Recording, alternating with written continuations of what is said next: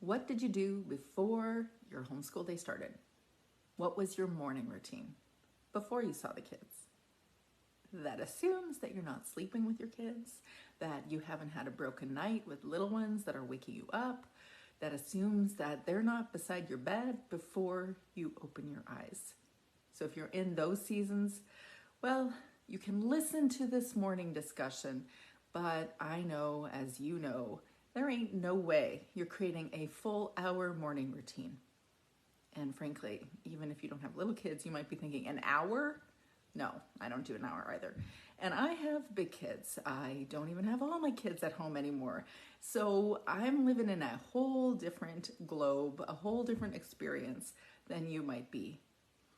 But I do remember those days. And it was over the course of a few years where I realized I needed to find space in my day to breathe without the kids. Because you know what happens when they wake? They're so cute most of the time.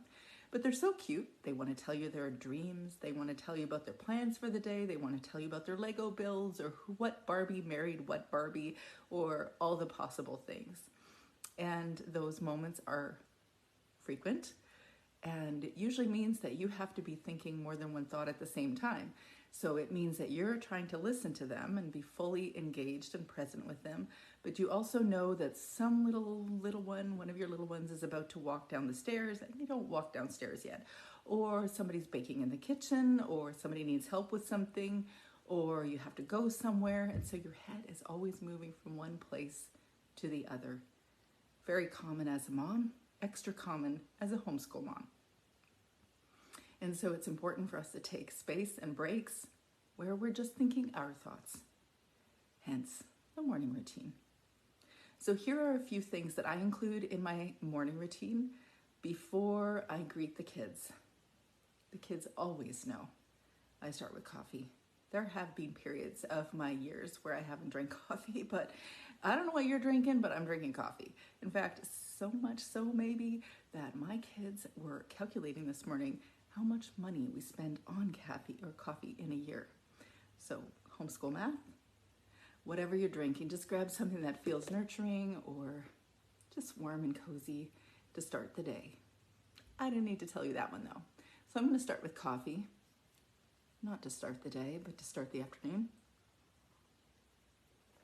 So with your coffee is a cozy space. That could be a space in your closet.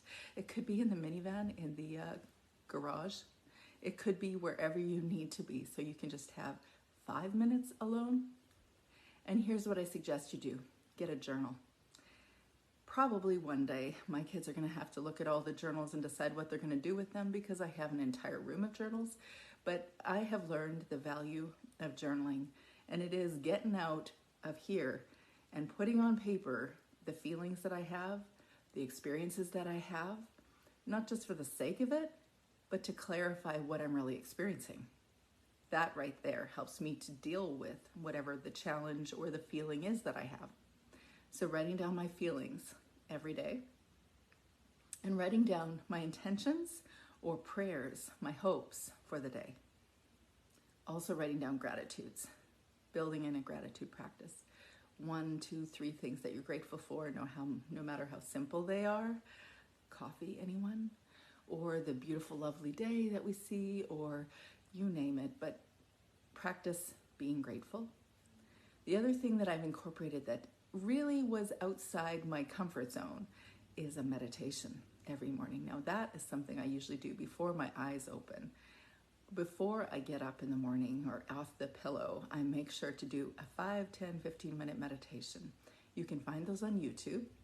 You can also find those in the Facebook group that I have, a section all on meditations. Ones that I like, but you can just go on YouTube and look up guided meditation for starting the day or whatever it is that you need and get into the practice of just being. The next thing that I do is affirmations. So I've co-opted Homeschool Mama Daily affirmations.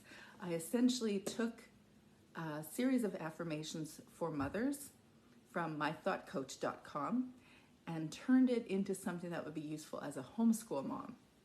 Here are some of the affirmations that are part of that. I'm a patient and loving parent. I'm patient and loving toward myself too. I'm not bound in any way by my past or by imperfect parenting I may have received. I am free to decide what kind of parent I will be. There are a whole bunch more that I have chosen for myself and recreated for myself. You can access them if you would like. A Homeschool Mama Daily Affirmation, a PDF in the link in my bio. You can also make your own. Things that you want to say to yourself, to remind yourself. Kind of like thinking about you being your own parent. What kind, encouraging, loving things could you say to yourself? How do you want to show up in your days? The next thing that I do is to read something inspirational. So might I recommend my book? This is Homeschool Mama Self-Care, Nurturing the Nurturer. You can find it on Amazon. If you want to get a copy direct from me signed, you can actually just pay the shipping and $5. You'll find it as, I think it's $17 Canadian on Amazon. And in this book, you'll also find the daily affirmations. I start with a green smoothie, partly because it's a habit, but also because it energizes my brain.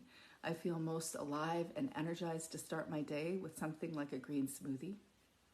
And if it is overcast and we're experiencing those months in the year that just feel dull, and we tend to get maybe seasonal affective disorder or just feel a little bit more sad or a little bit more blah, I recommend using a UV light.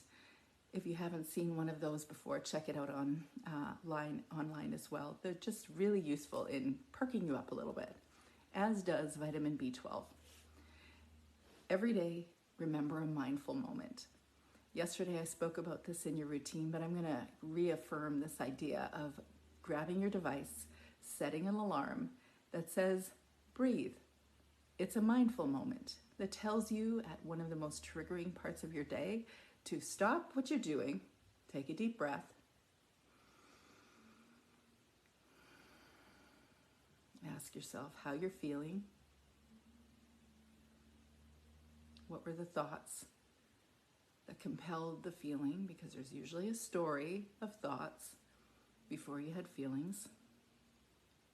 Build in once a day, maybe a few times a day, but once a day, a moment of self-awareness. Learning a little bit more about you and what is causing you to feel what you feel in your days. Another thing you can do is review your homeschool vision. So at the top of your journal, you can have one sentence or one word as to the energy you're hoping to infuse or be present in this year, and put that at the top of your journal. Rewrite it every morning as a reminder. And then the next morning you can ask yourself, was yesterday aligning with this word? And how can I shift it so it's aligning more with this word? So review and renew your homeschool vision every morning. And then you can have eyeball-to-eyeball time with your kids. So that means you're fully present. You've spent time being fully present with you and addressing your needs, nurturing the nurturer. And now you can nurture your kids too. If you're looking for this checklist for the Homeschool Mama morning routine, you'll find it in the link in my bio. If you have anything you want to add, I'd love to hear your thoughts. And I hope you're having a great, not back to school, week.